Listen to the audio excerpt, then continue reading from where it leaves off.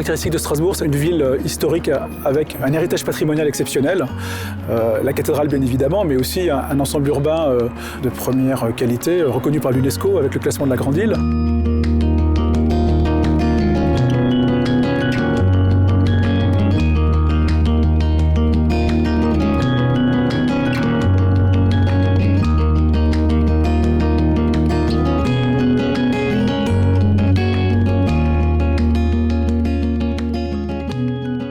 Alors ce morceau de ville dans l'histoire de Strasbourg a une vocation bien particulière. On est en dehors de la ville ancienne. Il faut s'imaginer Strasbourg en 1871. C'est une ville qui est tenue dans sa fortification qui a été dessinée par Vauban à la fin du XVIIe siècle. Et sur ces fortifications, on a des grands terrains libres et qui sont censés permettre de contrôler la ville. Strasbourg va connaître un destin extraordinaire à partir de 1871 en devenant la capitale du Reichsland d'Alsace-Moselle au moment de l'annexion allemande.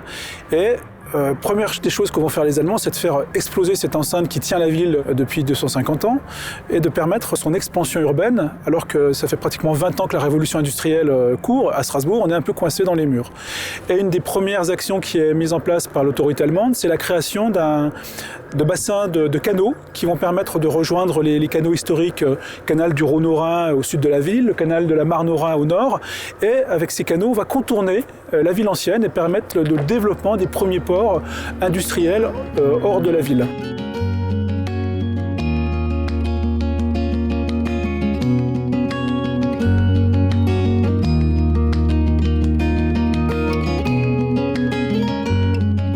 L'activité portuaire décline assez vite et puis au début des années 90, c'est là vraiment que le déclin s'accélère et que s'envisage réellement la reconversion de ces friches. Les premières réflexions s'engagent au début des années 90 et vous voyez, 20 ans après, les choses ne sont toujours pas finies.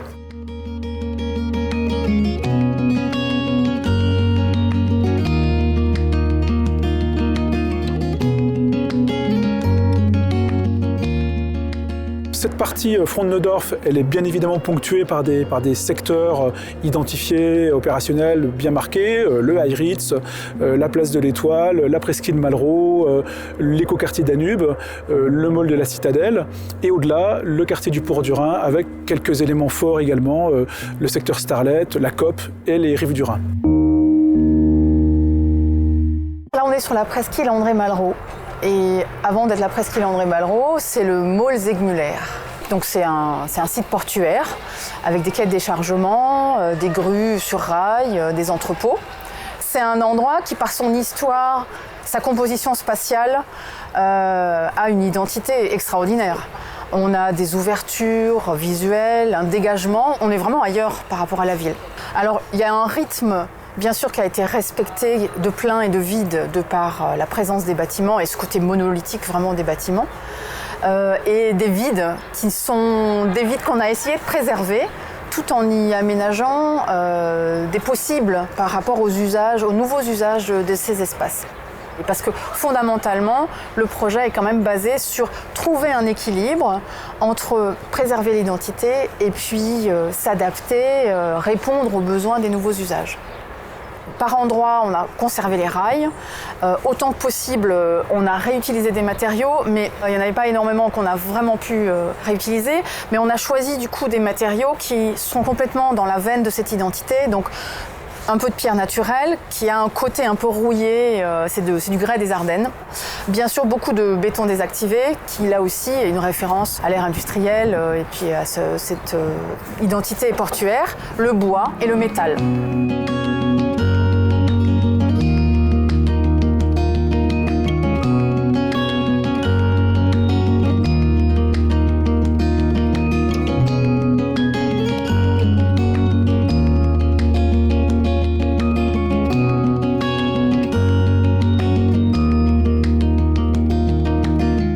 On avait ici 3 entrepôts, dont un silo, et qui ont été chacun réhabilités avec des programmes différents et chacun selon des modalités très différentes. La médiathèque, qui est une grosse extension et un recapotage total du bâtiment. À l'opposé, la réhabilitation de la tour du silo Malraux en maison universitaire internationale qui, elle, préserve de manière très soigneuse, très attentive finalement l'architecture.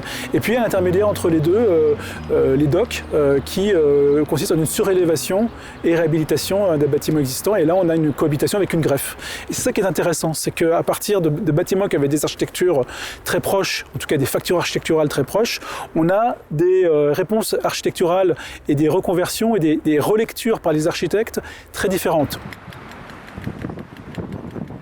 Ce sont des espaces qui étaient des délaissés et la bibliothèque est en fait la tête de pont de cette nouvelle urbanisation qui a été mise en place maintenant il y a un peu plus d'une dizaine d'années à travers déjà un équipement culturel qui existait, qui était les cinémas. Et parallèlement à la bibliothèque a commencé à se construire aussi, alors que nous on était juste en études, le conservatoire qui est juste en face de l'hôtel de ville. Et donc la ville a commencé à reconquérir ces territoires par la culture. Nous, ce qui nous intéressait beaucoup, c'était non pas de conserver une trace, mais beaucoup plus d'inscrire le bâtiment dans une logique qui appartenait à ce passé industriel. Comment le bâtiment va intégrer ce lieu, comment il va s'y fondre, comment il va y revivre en fait. Et ça peut paraître un peu brutal, mais en même temps, on considère que la mémoire, elle n'est pas faite d'images figées qui, sorties de leur contexte, n'ont plus aucune réalité, mais que la mémoire, c'est quelque chose de plus essentiel, en fait. Et c'est dans cette essentialité qu'on a voulu s'inscrire. Par exemple, beaucoup de gens ont réagi au fait qu'on a cassé les murs en briques, qui donnaient vraiment, je dirais, c'était l'image première du bâtiment, ces parois en briques. À partir du moment où cette brique non seulement ne nous est plus favorable, mais nous est nuisible, on ne va pas la garder, donc on la démolit. Le fait de la démolir, c'est un geste important quand même, parce qu'on touche là à quelque chose de très sensible. Et puis on s'aperçoit que si on arrive malgré tout à garder l'essentiel de ce bâtiment, qui est vraiment son rapport à l'eau, son rapport à l'histoire en fait du lieu, eh bien on s'aperçoit que les gens se le réapproprient très facilement. C'est plus exactement le même bâtiment, mais malgré tout, il a toujours été là et il reste là. Le bâtiment d'origine est composé à la fois d'une partie verticale, qui est la tour, le silo, et puis d'une partie horizontale, qui était en fait les plateaux là où on entreposait les sacs de grains. Donc du fait du doublement de la surface, on a été amené à, nécessaire pour loger la médiathèque, on a été amené à la fois donc à étirer le bâtiment, à l'extruder dans les deux directions. Donc ça veut dire que la première chose qui a été à faire, ça a été aussi un peu d'inverser le processus, c'est-à-dire qu'un lieu où on entrepose des grains, c'est un lieu qui est noir, qui ne nécessite pas de lumière, alors qu'une médiathèque, une bibliothèque, c'est un lieu a priori où on a besoin de lumière naturelle pour lire, pour aller chercher des documents, etc. Et puis aujourd'hui, les bibliothèques, c'est des lieux ouverts, donc le rapport à l'extérieur, le rapport au paysage, le rapport à la ville était absolument fondamental. Donc ça, c'est une très grande transformation de l'existant. Et ensuite, la deuxième transformation, elle s'est faite par l'extension qui a été conçue sur la prolongation du bâtiment d'origine. On a mis en scène finalement tous les usages intérieurs et aussi les usages extérieurs depuis l'intérieur. Ce qui fait que entre les passants qui circulent sur le môle, parce qu'aujourd'hui c'est devenu une promenade, elles rentrent en résonance avec les flux intérieurs du bâtiment qui se font également sur la longueur, et tout l'intérieur, tout l'aménagement même du bâtiment à l'intérieur suit cette trajectoire toujours du cours de l'eau finalement. Nous, ce qui nous intéresse beaucoup chaque fois qu'on fait un bâtiment, c'est pas de s'arrêter aux limites même du bâtiment, mais c'est toujours de rentrer en relation avec quelque chose de plus grand qui dépasse le bâtiment et dans lequel le bâtiment va s'inscrire et va vivre.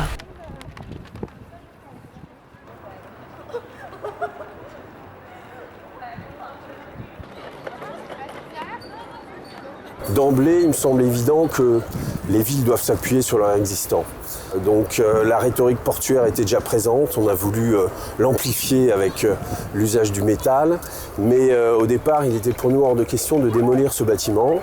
On arrive dans une société qui devient circulaire plutôt que linéaire, donc l'idée de démolir, c'est une question qu'il faut se poser. Et construire la ville sur la ville, c'est une évidence et nous souhaitons, nous, partisans de la ville compacte pour éviter l'étalement urbain dans la plaine rhénane, qui est un territoire précieux, l'idée était de compacter au maximum. C'est 600 mètres ici, cet élément-là qui est entre deux eaux, j'ai envie de dire. Finalement, si ce bâtiment, on l'a rallongé, on lui a donné cette horizontalité, parce que c'est celle du fluvial. Et ça, c'est le privilège du site, c'est quelque chose d'absolument magnifique. Ce bâtiment, donc, en remplissage de briques rouges, était surmonté d'une toiture typiquement alsacienne à 45 degrés en tuiles qu'on appelle Biberschwanz, qui sont donc des queues de castor plates. Cet espace-là, nous l'avons supprimé et remplacé par cette boîte en métal noir qui est très sobre et qui a été traitée comme un exosquelette. C'est à la fois un souci de légèreté qui nous a amené à mettre le logement qui est le plus léger dans les parties supérieures, ce qui est absolument exceptionnel en France puisque du logement en acier, c'est pas dans notre tradition nationale.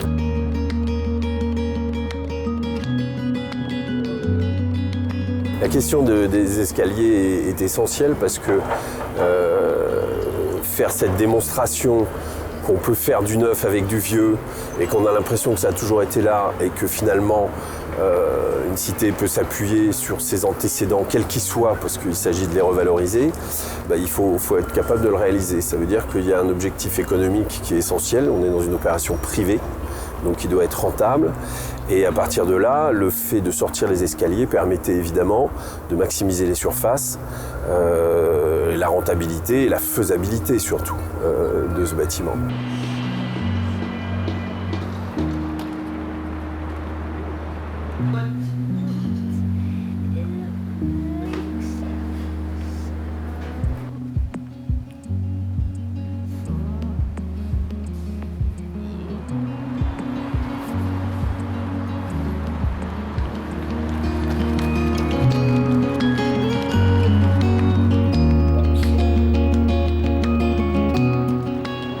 Ce développement urbain, il est conçu également pour permettre au centre de Strasbourg de devenir le centre d'une aire urbaine d'1 million d'habitants.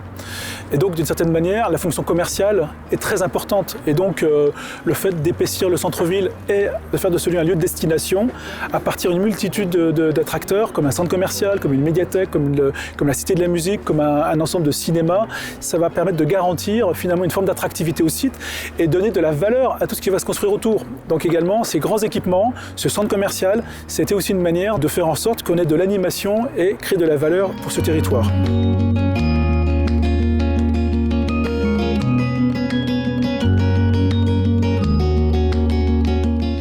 Les toits des Black Swan qui sont en construction, elles ont vraiment une fonction urbaine essentielle dans le projet. C'est par rapport à leur verticalité, à leur intensité urbaine.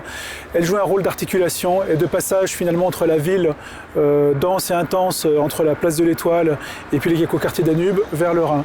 En fait, elles marquent un lieu de centralité essentiel autour de la station de tram Churchill.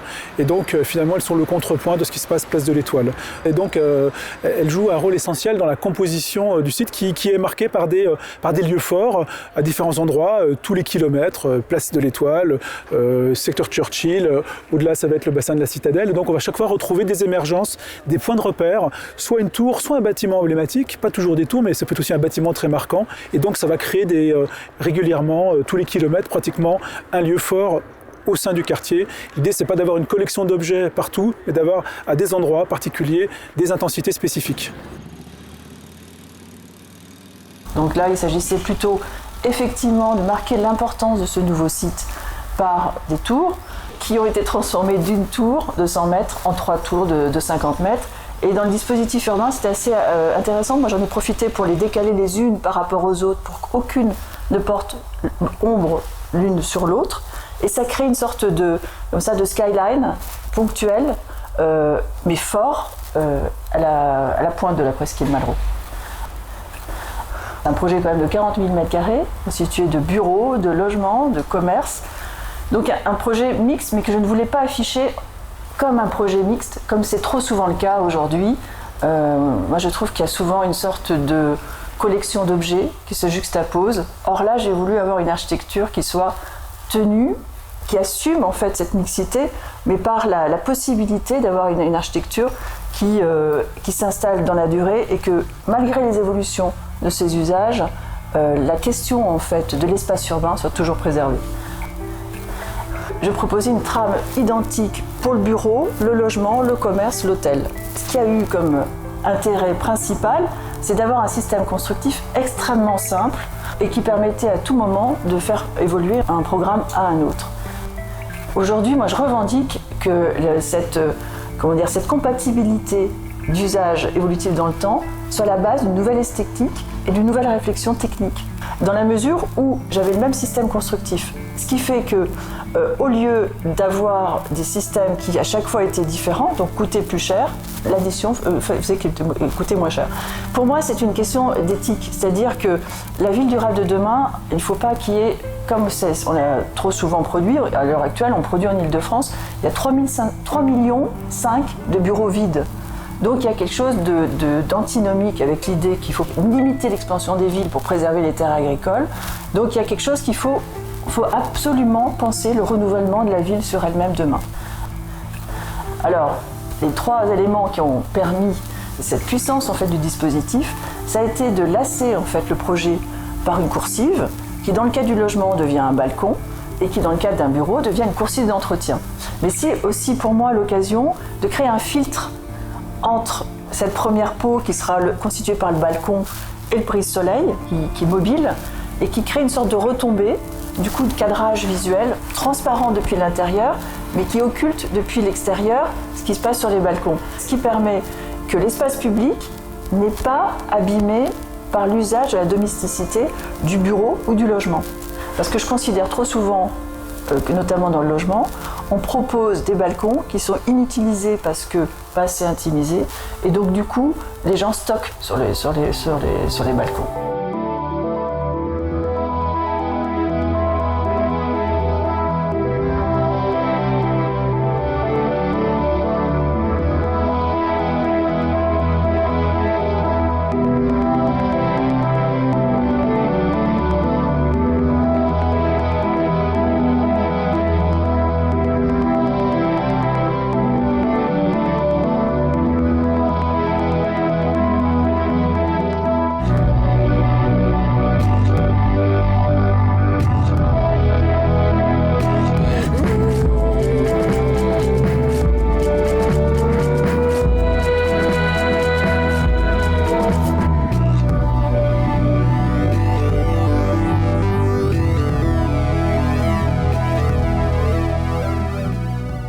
On est un petit peu à la nouvelle limite du centre-ville, d'une certaine manière.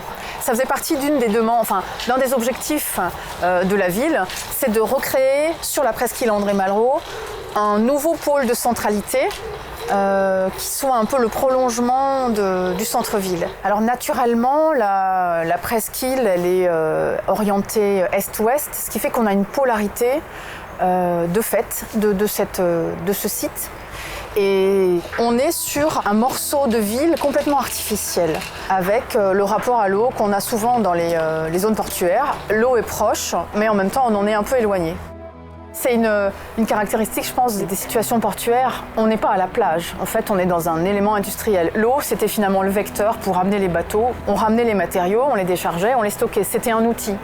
Alors que maintenant, que la presqu'île André Malraux, c'est plus un lieu de détente, de loisirs, de promenade, l'eau est considérée comme un élément de récréation.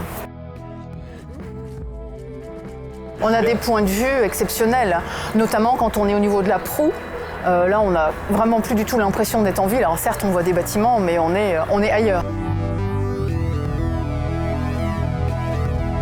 C'est justement comme ça qu'on a ensuite imaginé cet espace comme un des lieux emblématiques où on a envie de se poser, de prendre un petit peu de temps et de s'extraire un petit peu de l'agitation de la ville et même de ce qu'il y aura et de ce qu'il y a déjà sur la presqu'île, une fois que les aménagements sont faits.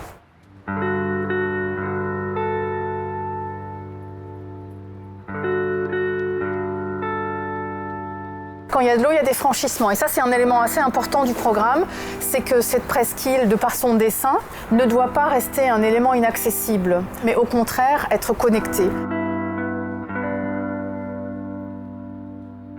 Il y a une multiplicité de connexions entre les quais qui est possible et qui, du coup, permet effectivement de maintenir ce côté paisible de l'espace.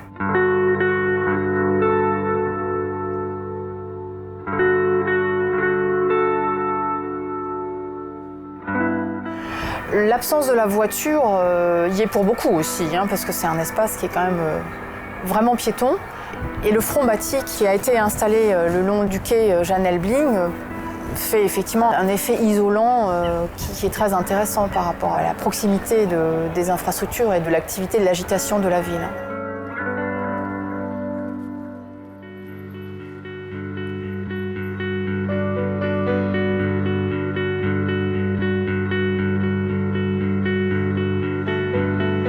Le port Austerlitz était un lieu inaccessible pour les habitants. On n'y accédait que par un point unique qui se situe à l'est. Et à l'occasion de la construction de ces programmes, on a réalisé 4 passerelles qui permettent, à travers la presqu'île Malraux, de rejoindre le centre-ville et vers les quartiers sud à travers la presqu'île.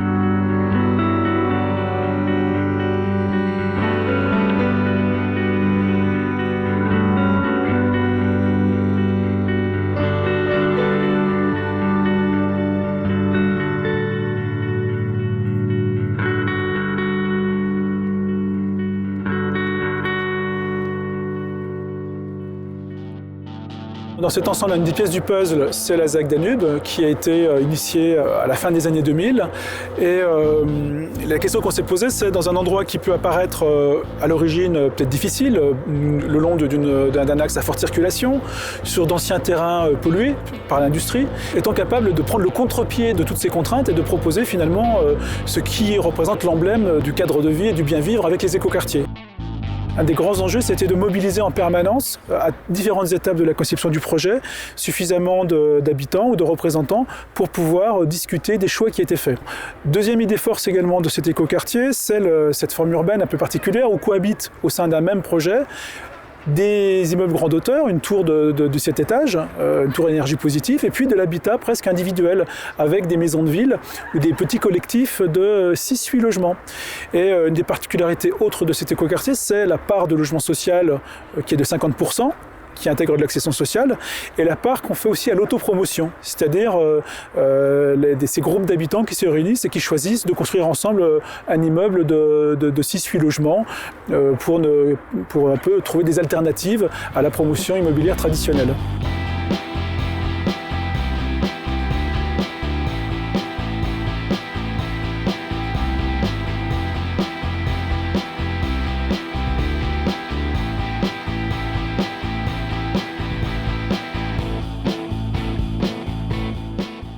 Aujourd'hui, les habitants ont envie de se rencontrer, de faire des choses ensemble.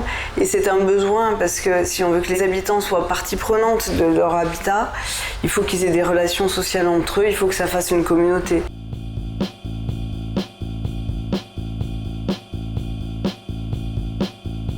En fait, on nous demandait de faire une tour à énergie positive. Et l'énergie positive, c'est pas seulement les kilowatts, c'est aussi l'énergie sociale.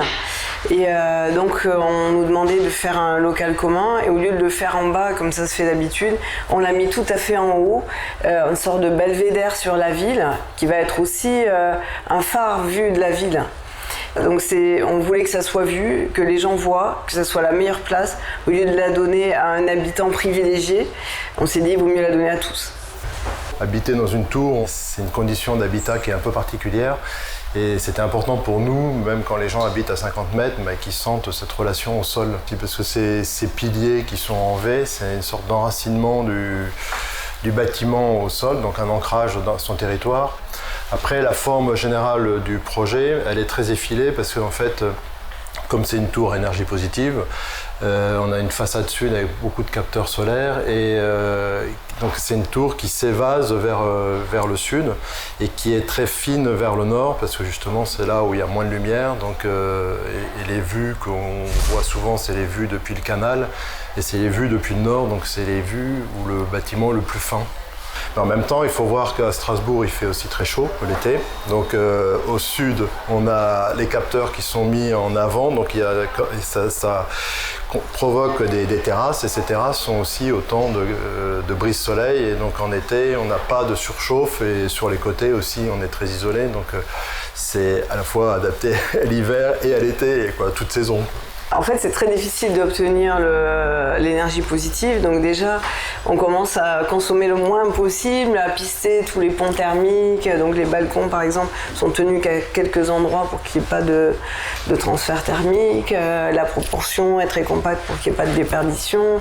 L'air est recyclé pour que voilà, qu'il n'y ait pas de déperdition non plus. Et après, une fois qu'on a bien fait ce travail-là, qu'on a responsabilisé l'utilisateur aussi pour qu'il ne claque pas l'énergie dans tous les sens avec des veilles partout qui servent à rien, et ben après on peut mettre de l'énergie positive, c'est-à-dire des capteurs en plus. L'objectif c'est d'en mettre le moins possible parce que ça coûte cher, que ça a un bilan environnemental aussi, donc il faut aller au minimum. Donc c'est pour ça qu'on est le plus passif possible. D'abord, un bâtiment à énergie positive, c'est d'abord le plus passif possible. C'est assez intéressant, c'est parce que c'est un projet donc, de tour énergie positive, mais malgré ça, c'est un projet qui est complètement dans les prix habituels des constructions de logements. Et alors non seulement on a l'énergie positive, mais on a aussi le local commun, qui est quand même un local donc, de plus de 200 mètres carrés, qui est offert aux habitants et qui fait partie du prix standard d'un logement normal, quoi. Ce qui est important aussi dans ce lieu, c'est que nous on a voulu à la fois que ce lieu soit plus grand mais qu'il soit aussi en haut parce que c'est plus agréable pour les habitants, mais c'est aussi une marque de l'immeuble, c'est-à-dire que depuis la ville, depuis les gens qui habitent pas dans l'immeuble, c'est un signal, quoi. Comme c'est aussi l'idée de vigie par rapport à la position au bord du canal et du Rhin un peu plus loin, mais c'est aussi une identité forte de la tour. Donc les gens quand ils habitent là, ils habitent à un endroit qui va être identifié dans Strasbourg. Et ça, c'était une chose importante aussi dans le mode d'habiter des gens, quoi. Il y a une volonté particulière de la ville à travailler sur cet écoquartier de manière un peu démonstrative et un peu exemplaire, notamment en termes de vivre ensemble. Et particulièrement sur ce programme-là, on a cherché à valoriser cette manière de faire et donc à de créer un projet où on est plus dans quelque sorte une sorte de communauté d'habitants. Et donc il y a eu tout un travail sur le groupe d'acquéreurs en amont avec le maître d'ouvrage. Donc tout ça a été planifié à l'avance déjà en termes de programme. Nous, dans le projet, on a cherché à amplifier cette notion de partage qu'on a définie nous comme en fait des zones de frottement. En fait, plus on avait de zones de frottement entre les habitants, plus on avait d'espoir qu'il se passe quelque chose entre eux, au minimum qu'ils se disent bonjour le matin et qu'ils se voient. En réalité, c'est un immeuble morcelé dont les circulations se font à travers une faille semi-publique où tout le monde se croise, tout le monde y passe dans cette faille. Et ensuite, par un retournement, par une série de coursives, de passerelles qui permettent aussi d'étirer en fait, ces zones de frottement. On s'est vite rendu compte qu'en réalité, en Alsace, on est dans un climat un peu particulier, qui en réalité n'est pas très favorable à un choix, on va dire, un choix un peu strict de matériaux. Parce qu'on est sur des amplitudes qui sont très grandes. Donc il nous a apparu intéressant en tout cas de mixer à la fois une ossature lourde pour garantir l'inertie au cœur du bâtiment et par contre des façades légères très performantes, perspirantes, etc. sur la partie extérieure. Donc on a travaillé une façade bois dont l'isolant est la botte de paille et les faces intérieures enduites de terre. Et donc on a travaillé sur ce module-là avec des ouvertures qui font soit une trame, soit deux trames, parce qu'on travaille sur des bottes qui font 45 par 90, donc qui donnent des ouvertures assez longilignes, verticales, qui après nous servent aussi à donner des vues plus ouvertes sur les espaces extérieurs, puisqu'on va avoir des espaces extérieurs de qualité autour de ce projet. Et donc ça permet d'avoir des vues plutôt plongeantes vers les extérieurs et d'être plutôt en lien avec sa rue, avec sa venelle ou avec le canal à l'intérieur des appartements. On a travaillé sur l'idée d'une terrasse participative, partagée, un jardin, un jardin, mais qui est aussi un espace avec une cuisine d'extérieur, où il y a un barbecue, enfin aussi un endroit festif. Il y a dans le projet un atelier et une buanderie commune. Un espace vélo généreux puisqu'on s'inscrit évidemment dans les transports doux. Le quartier va être un quartier piéton. Donc les habitants sont incités évidemment à utiliser soit le tram qui s'arrête à proximité, soit leur vélo, qui est un transport quand même assez développé à Strasbourg. Donc, voilà. Et donc l'idée là-dessus, c'était de rendre tout ça visible et très accessible. Et donc dans le projet Ecoterra, par exemple, on voit que le garage à vélo fait partie de la séquence d'entrée. C'est pas relayé au fond d'une cave ou au fond du projet. Voilà, c'est assumé, c'est le premier contact qu'on a avec le projet. C'est l'entrée, le garage à vélo, voilà, pour que tout le monde l'utilise.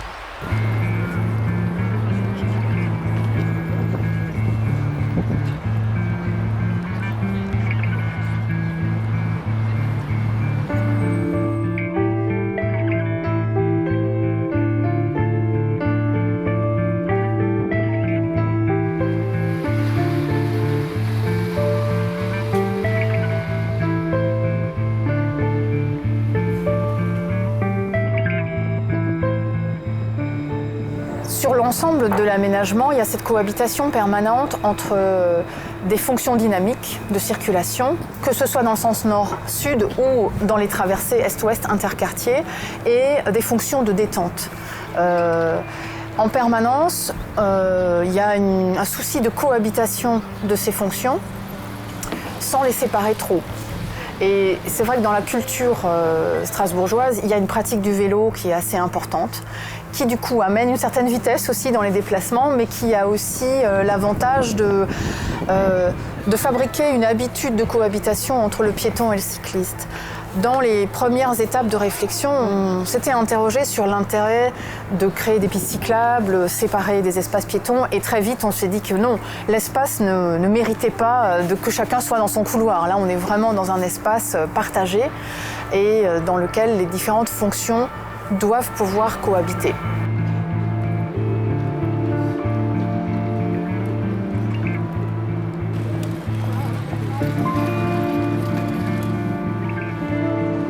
La place du vélo, elle est naturellement intégrée dans tous les projets d'aménagement d'espace public.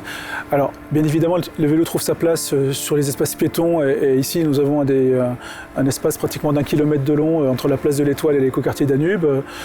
Et puis, on va retrouver le vélo le long des axes réaménagés, l'avenue du Rhin, qui a été réaménagée avec des pistes cyclables.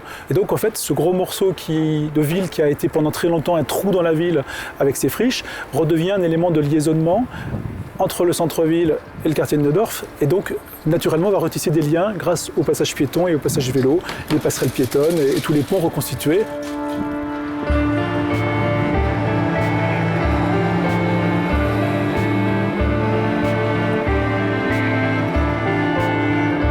La caractéristique de Strasbourg, c'est d'avoir développé depuis maintenant 25 ans un réseau tramway dont une des premières stations dessert le site avec la place de l'Étoile et progressivement se déploie sur l'ensemble du territoire avec un ensemble du réseau.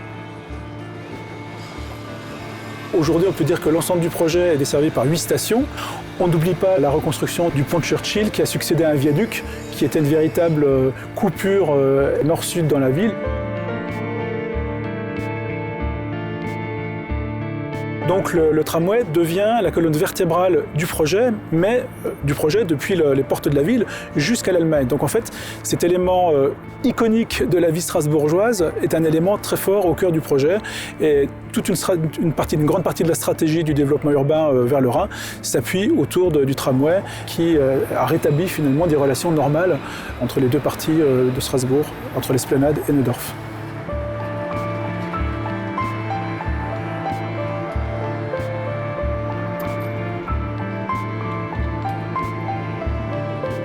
Cette question de liaison interquartier est assez importante parce qu'on est vraiment à la limite du centre-ville, du quartier universitaire et du quartier de l'Esplanade et du Neudorf qui est la toute proche banlieue, si on peut dire, de Strasbourg et qui est un quartier très habité. Les circulations en fait interquartiers se font quotidiennement et de manière assez intense entre le Neudorf, le centre-ville et le quartier universitaire. Le centre socioculturel du Landsberg, c'est un lieu qui est devenu très bruyant, mais qui abrite essentiellement des enfants. Et toutes sortes d'activités aussi, socioculturelles évidemment, qui vont de la danse à la cuisine, etc., etc. L'idée, c'était plutôt de se replier de la ville, de se refermer, de se préserver, donc d'être à l'abri, d'avoir une coque épaisse, importante. Aussi l'usage d'un béton qui était très technique au départ. C'est un béton qui est local déjà, qui est préfabriqué avec de très grands panneaux. Et donc l'idée c'était de se mettre en retrait autour d'un patio central où toutes les activités de la petite enfance peuvent se gérer entre la motricité, l'apprentissage, etc. de la façon la plus compacte possible. C'est un bâtiment, je trouve, qui malgré ses arêtes vives, est en rondeur, est accueillant, est paisible.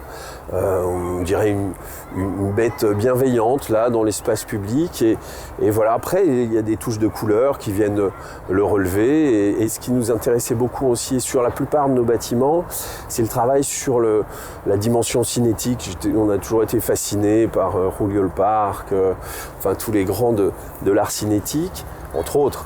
Mais cette idée qu'un bâtiment change selon la saison, le matin, le soir, etc. Et là, c'est assez évident. C'est presque une peau de varan quand on s'approche, avec la lumière, les reflets des feuilles. Parfois, c'est vraiment une belle pièce qui parle d'identité, qui parle d'ornement. Le motif nous est cher dans notre travail parce qu'il est absent, enfin la question de l'ornement est absente de l'enseignement de l'architecture.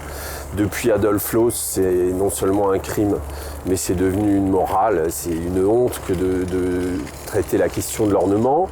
Là, en l'occurrence, non, on avait envie de réintroduire cette idée-là aussi pour construire une identité.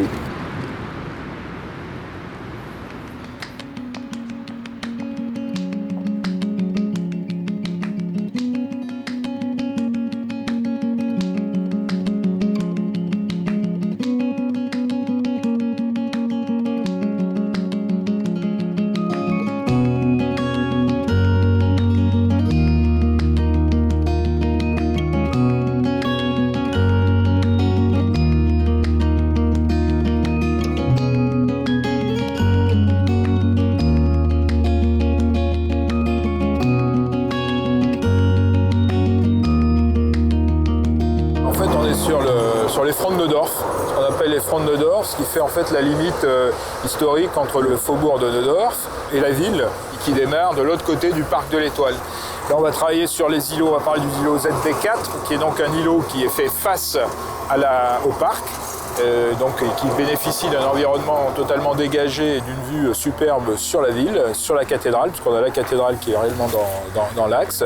Donc le travail sur l'angle, c'est un travail de ponctuaison finalement, de ponctuation du débouché de l'avenue de Colmar. Mais ce n'est pas que ça, c'est également s'insérer dans une phrase avec une forme, une phrase au niveau de l'attique.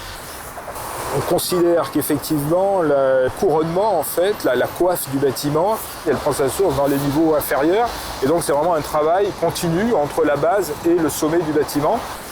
L'idée, c'était d'apporter le maximum de verticalité, notamment dans l'angle, avec la superposition des différents plans. Et on va rechercher certaines verticalités. Par exemple, cet angle inox qui descend jusqu'au niveau R+2 va permettre justement d'exprimer, de verticaliser l'image du bâtiment.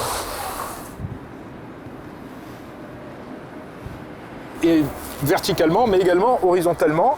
C'est une phrase transversale qui relie les deux bâtiments. J'insiste là-dessus parce qu'on a pu avoir justement cette chance de travailler en même temps et travailler sur la phrase en même temps en faisant des essais, en faisant les maquettes ensemble et en regardant comment on pouvait sculpter finalement cette coiffe qui me paraissait fondamentale puisque c'est elle qu'on va voir depuis la ville.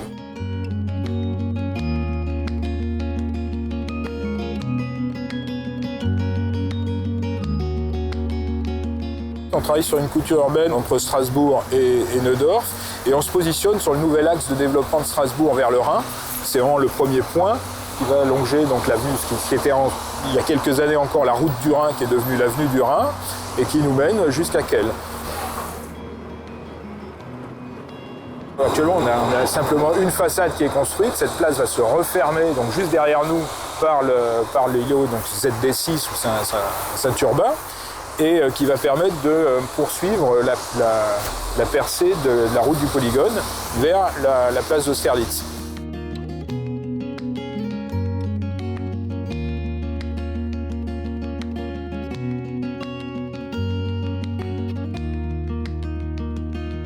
Alors cet îlot Saint-Urbain au sein de la ZAC Étoile, à la fois, alors il termine la ZAC parce que c'est la dernière opération, mais d'une certaine manière, c'est lui qui va être pratiquement la clé de voûte, qui va achever et donner tout son sens à ce qui s'est construit depuis maintenant une quinzaine d'années autour du parc.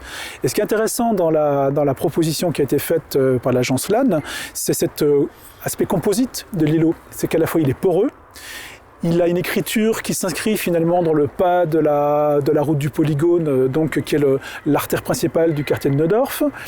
Il marque un effet de centralité et un repère très fort avec sa tour de logement de 17 étages. Et donc d'une certaine manière, il a à lui tout seul finalement un résumé finalement de tout ce qui a pu se jouer sur le secteur de Rive, front de Neudorf, mais aussi place de l'Étoile. Donc pour moi, je dirais pour moi, il est vraiment le sens final de toute la ZAC.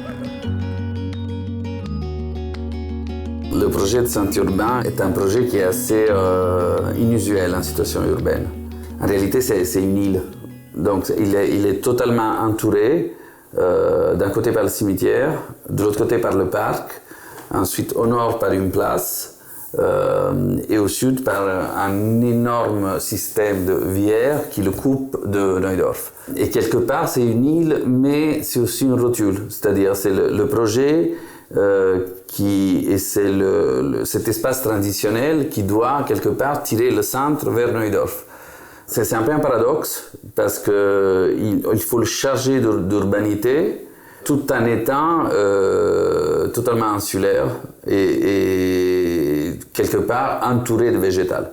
Ce qui nous intéressait, c'est que quand on commence à regarder de près tous les moments de la fabrique urbaine de Strasbourg, on s'aperçoit que la fenêtre et les fenêtres, et surtout les modénatures, ont eu un rôle fondamental, et c'est presque un trait d'union entre tous ces moments.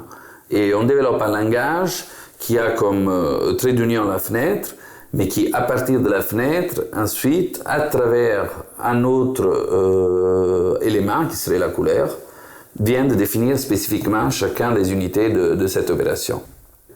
Il y a une forme d'abstraction qui s'installe dans ce système, mais au contraire d'autres projets de l'agence, ça se fait par le fait qu'on répète tout le temps la même chose.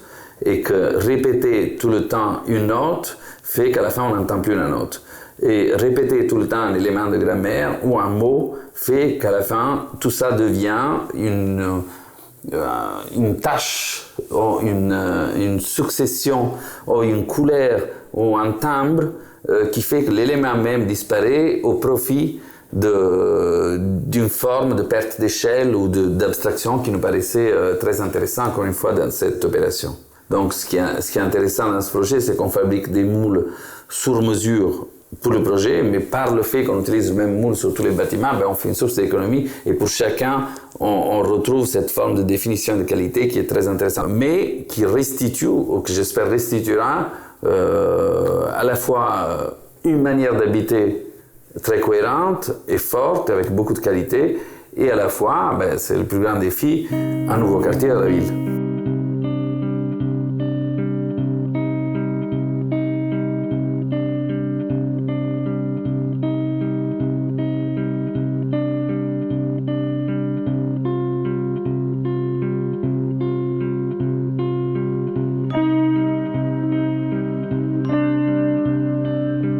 Alors Strasbourg, c'est une ville de promenade. On dit que le Strasbourgeois est un marcheur, un promeneur. Et donc, les études sur la mobilité confirment que la part de la marche à pied dans cette ville est une des plus élevées en France. Ça tient à son relief, à sa densité et le fait que tout est proche de tout.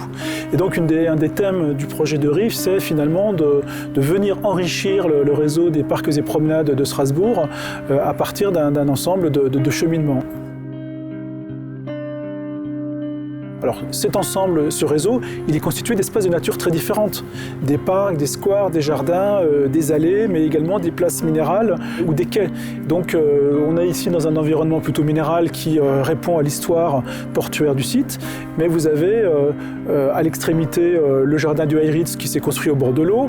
On s'appuie également sur des jardins existants comme la Citadelle, qui est finalement maintenant est au cœur de la ville, alors que pendant très longtemps elle était à la périphérie du centre-ville. Le parc de l'Étoile, le jardin des Deux Rives, des promenades qui s'ouvrent le long des bassins, le long du quartier Danube jusqu'à la Citadelle, des petites promenades également qui s'ouvrent à l'échelle d'un quartier le long du Ziegelwasser, qui est un cours d'eau qui est au cœur du quartier de Neudorf. Donc en fait, à chaque fois qu'on a l'occasion de tisser du lien et de fabriquer des espaces, quelle que soit leur échelle, au cœur de ces projets, on le fait.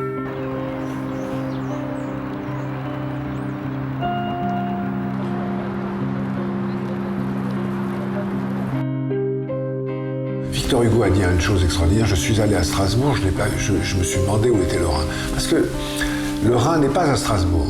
Enfin, le Rhin n'est pas au centre de Strasbourg.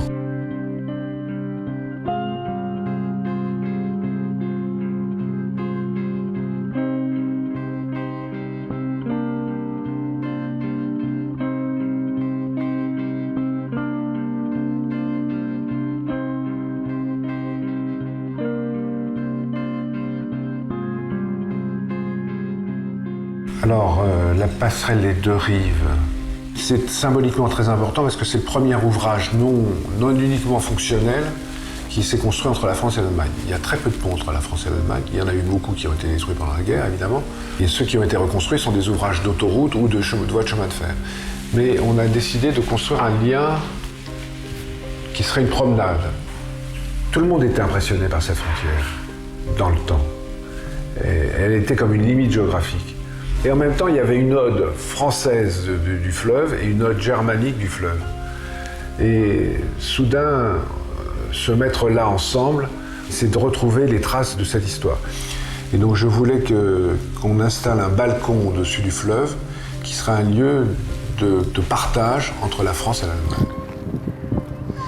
Et soudain, on constitue à travers ce paysage un lieu partagé, un lieu de rencontre, qui marche très très bien, parce que quand les politiques se retrouvent, ils se retrouvent là au centre. Quand les revendications s'expriment, elles s'expriment là au centre. Et des deux côtés, il y a les mêmes problèmes.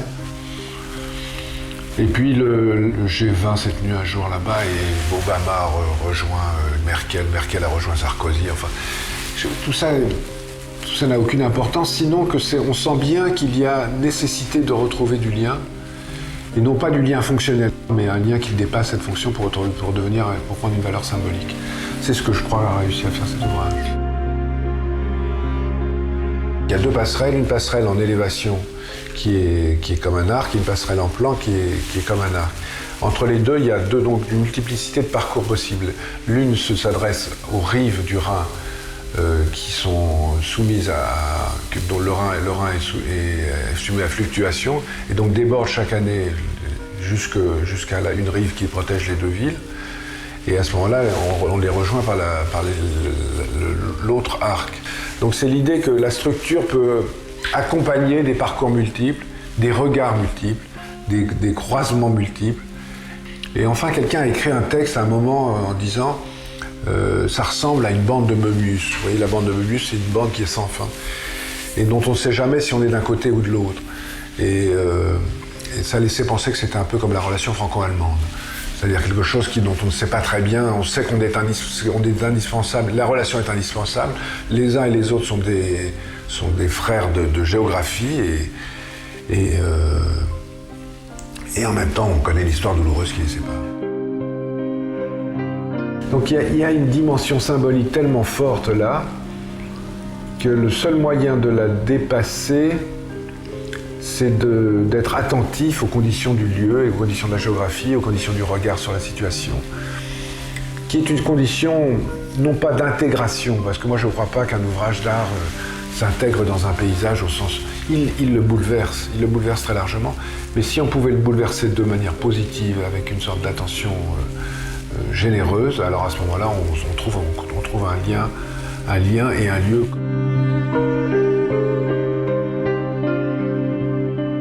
Alors, en même temps que cette jonction sur le Rhin, elle se joue des deux côtés. Strasbourg, qui n'a jamais été historiquement véritablement construite au bord du Rhin, Kehl l'est beaucoup plus, mais les deux villes travaillent en même temps leur projet urbain autour du Rhin et autour du tramway, qui va être un des éléments de liaison quotidien, simple et confortable vers le Rhin. La ville de Kehl développe du projet également pour pouvoir profiter et créer une véritable façade des espaces publics de qualité au bord du Rhin, en miroir de ce que fait Strasbourg. Donc en fait, les deux villes travaillent de concert à cette organisation de part et d'autre du Rhin.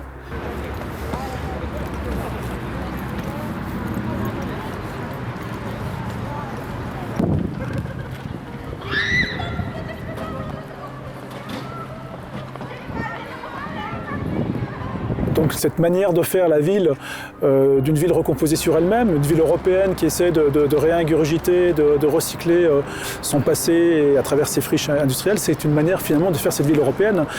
Et ça va être une des marques de Strasbourg et de Kehl. C'est finalement Strasbourg, sa spécificité par rapport à d'autres villes, d'autres grandes villes françaises, c'est cette position géographique qui a pu la pénaliser pendant très longtemps, mais qui aujourd'hui doit en faire une véritable marque et une de ses qualités et spécificités qu'elle doit être capable de défendre, de vendre et d'en faire un véritable avantage.